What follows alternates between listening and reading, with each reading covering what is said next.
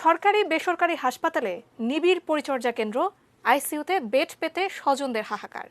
চিকিৎসকরা বলছেন গতবারের তুলনায় এবারের করোনা পরিস্থিতি জটিল। আহমেদ রাব্বি তানিমের রিপোর্ট।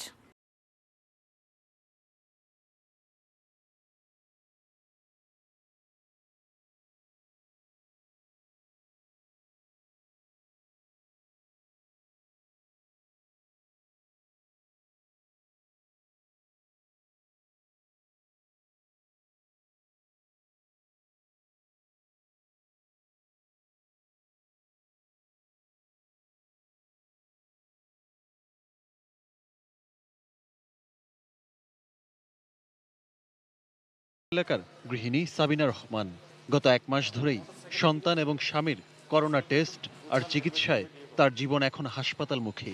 রাজধানীতে করোনা ডেডিকেটেড বড় 6টি হাসপাতালের কোনোটিতে জায়গা পাননি। চেষ্টা করে বেড মিলেছে ঢাকা মেডিকেলের কোভিড ইউনিটে। হসপিটালগুলোতে আসলে হসপিটালওয়ালারা বলছে যে আমাদের করার কিছু নেই। দেশে করোনার রূপ বদলাচ্ছে প্রতিনিয়ত। শনাক্ত রোগের সংখ্যা রেকর্ড ছাড়িয়ে যাচ্ছে।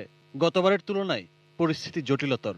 আগেরবার শ্বাসকষ্ট নিয়ে আসা রোগী ছিল 10 থেকে 20%, তীব্র শ্বাসকষ্ট ছিল 4 থেকে 5%। এবার 60 থেকে 70%-এরই শ্বাসকষ্ট, এবং তীব্র শ্বাসকষ্ট হচ্ছে প্রায় 20 থেকে 30% রোগীর।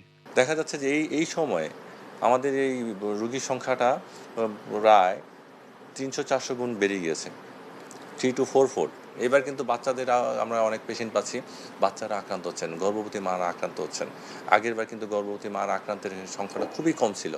রাজধানীতে করোনা ডেডিকেটেড বড় 6টি হাসপাতালের কোনোটিতেই করোনা রোগীদের জন্য নিবিড় পরিচর্যা কেন্দ্র আইসিইউর বেড ফাঁকা থাকছে না। আইসিইউ আমাদের আসলে 16টা অ্যাক্টিভ আছে, ওই 16টা ফিল আপই থাকে।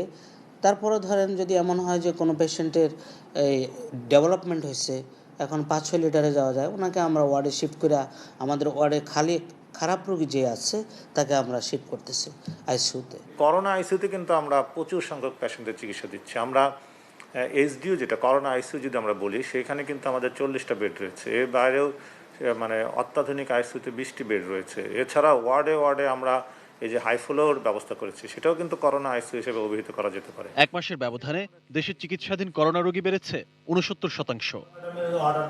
আহমেদ রাব্বি তানিম, এটিএন নিউজ, ঢাকা।